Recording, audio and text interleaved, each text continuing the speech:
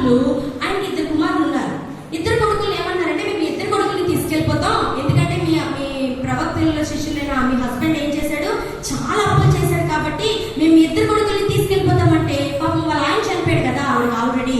ఇప్పుడు వాళ్ళకి ఎవరున్నారు, 2 కొడుకులే ఉన్నారు. ఇప్పుడు ఆ 2 కొడుకుల్ని తీసుకెళ్ళిపోతారంటే ఊరుకుంటారా? ఇప్పుడు నేను వచ్చాను వైజాగ్ నుంచి, ఇప్పుడు వచ్చి అన్నదమ్ములా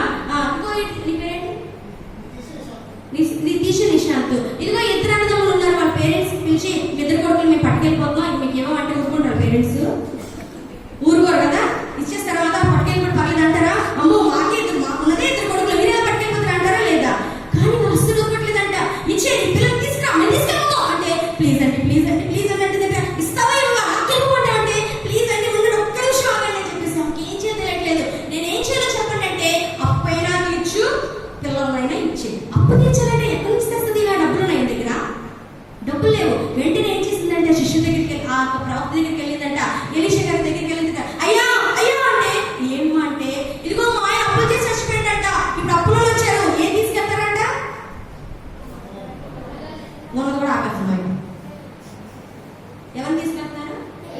మా 2 కొడుకుల్ని తీసుకెళ్ళిపోతారంట. అంటే నా దగ్గర ఏమీ లేదు, నేను ఏం చేయాలో నాకు అర్థం కావట్లేదంటే, బాగా ఆలోచించమ్మా, మీ ఇంట్లో ఏముందంటే, బాగా ఆలోచించిందంట.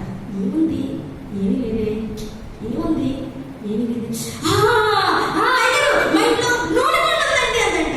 ఓహో, నూనె కొండ ఉందా, ఓకే, అయితే ఒక పని చేయి, 2 కొడుకుల్ని పంపించు, మొత్తం ఊరంతా ఎన్ని ఇల్లులు ఉన్నాయో అన్నిటికి పంపించు, గిన్నెలన్నీ తెచ్చేసుకోండి, ఖాళీ గిన్నెలు తెచ్చుకొని మీరు కొడుకులు నువ్వు లోపలికి వచ్చేసి ఆ గిన్నెలన్నీ చుట్టూ పెట్టుకొని, ఓకేనా, తలుపు మూసేయండి. తలుపు మూసి ఆ ప్రతి గిన్నెలో నీ దగ్గర ఏదైతే నూనె ఉందన్నావో అది పండి అన్నారట.